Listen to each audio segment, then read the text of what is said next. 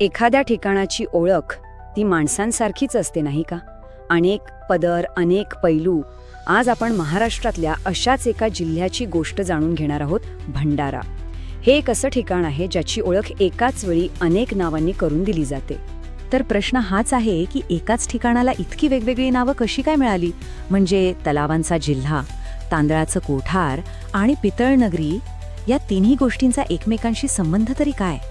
चला आज हेच कोडं सोडूया. सुरुवात करूया नावापासून. भंडारा हे नाव आलंय भाना या शब्दावरून, ज्याचा अर्थ होतो पितळेचं भांड. यावरून या जिल्ह्याचा पित्तळ उद्योगाशी असलेला जुना संबंध लगेच लक्षात येतो. पण थांबा, भंडाऱ्याची खरी गोष्ट इथून नाही तर पाण्यापासून सुरू होते. तर आपण सुरुवात करतोय भंडाऱ्याच्या सगळ्यात जुन्या आणि पायाभूत ओळखीपासून, तलावांचा जिल्हा. कारण याच पाण्यावर बाकीच्या सगळ्या गोष्टींचा डोलारा उभा आहे. भंडाऱ्याचा इतिहास तसा खूप मोठा आहे. गोंडराजे, मग मराठे, इंग्रज, बरीच उलथापालत या प्रदेशाने पाहिली आहे. पण आपल्या कथेसाठी सगळ्यात महत्त्वाचा काळ आहे 16वे शतक, जेव्हा गोंड राजांनी या भागाचा अक्षरशः कायापालट केला. हे सगळं सुरू झालं गोंडराजा हिरशा यांच्या एका भन्नाट योजनेमुळे. त्यांनी एक फरमान काढलं की जो कोणी जमीनदार, ज्यांना तेव्हा मालगुजार म्हणायचे, एक तलाव बांधेल तर त्या तलावाच्या पाण्याखाली येणारी सगळी जमीन त्याला बक्षीस म्हणून दिली जाईल. किती हुशारीची योजना, नाही का? आणि या एका घोषणेचा परिणाम काय झाला असेल? तब्बल 15,000हून अधिक मालगुजारी तलाव बांधले गेले. जरा विचार करा, एका निर्णयाने अख्ख्या प्रदेशाचा नकाशाच बदलून टाकला. आणि हे फक्त आकडे नव्हते, तर यामागची इंजिनिअरिंग पण कमाल होती. कोळी समाजाने हे तलाव बांधले होते, आणि तेही कसे तर एकाला एक जोडून. म्हणजे मोठ्या तलावातलं पाणी भरलं की त्या आपोआप लहान तलावांमध्ये जायचं. पावसाचा एक थेंबही वाया जाऊ नये अशी ही जबरदस्त व्यवस्था होती. आता इतकं पाणी साठल्यावर काय होणार? साहजिकच शेती बहरणार. आणि याच पाण्याने भंडाऱ्याला दिली त्याची दुसरी ओळख, महाराष्ट्राचं तांदुळाचं कोठार. आणि इथलं मुख्य पीक म्हणजे भंडारा चिन्नोर तांदूळ. हा काही साधासुधा तांदूळ नाहीये, हा एक खास सुगंधी तांदूळ आहे. इतका खास की त्याला मानाचा GI टॅग सुद्धा मिळालाय. म्हणजे सरकार सुद्धा म्हणतं की असा तांदूळ फक्त आणि फक्त ह्याच मातीत पिकतो. गंमत म्हणजे याच्या चिन्नोर या नावातच त्याचा सगळा अर्थ दडलेला आहे.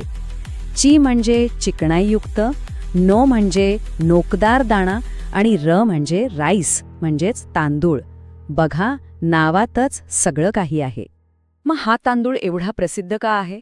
कारण एकतर त्याचा सुगंध जबरदस्त आहे, शिजल्यावर दाणे मोकळे राहतात, चिकट होत नाहीत, चवीला गोड आणि आरोग्यदायी तर आहेच. म्हणजे चव आणि आरोग्य दोन्ही एकाच ठिकाणी.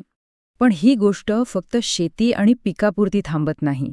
या शेतीच्या चक्रातून, या जमिनीतून एका वेगळ्या संस्कृतीने जन्म घेतला, जो या भूमीचा खरा आवाज आहे.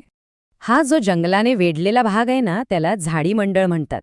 आणि मग इथल्या बोलीभाषेचं नाव काय असणार? अर्थात झाडी बोली, म्हणजे झुडपांची भाषा. बघा, नाव सुद्धा इथल्या निसर्गाशी कसं जोडलेलं आहे.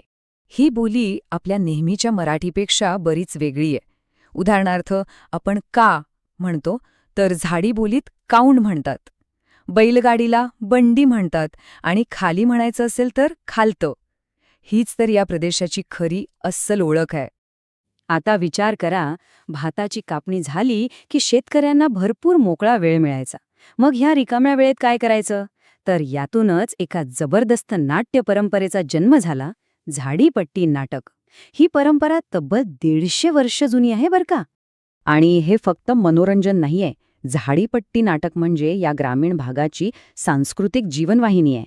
आणि यातून दरवर्षी जवळपास 25 ते 30 कोटी रुपयांची उलाढाल होते.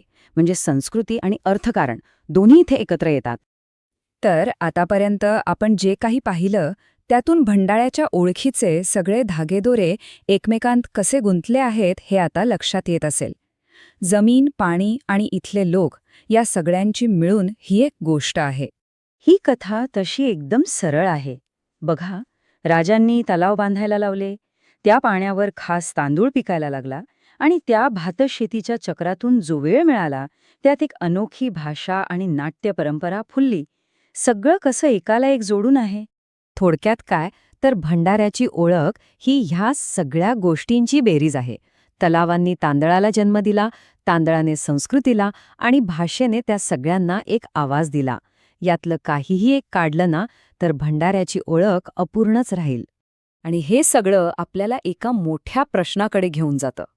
जर आपला भूगोल आपलं खाणंपिणं ठरवतो, तर मग आपण कोण आहोत, आपली संस्कृती काय आहे, हे ठरवण्यात त्या भूगोलाचा किती मोठा वाटा असेल, नाही का?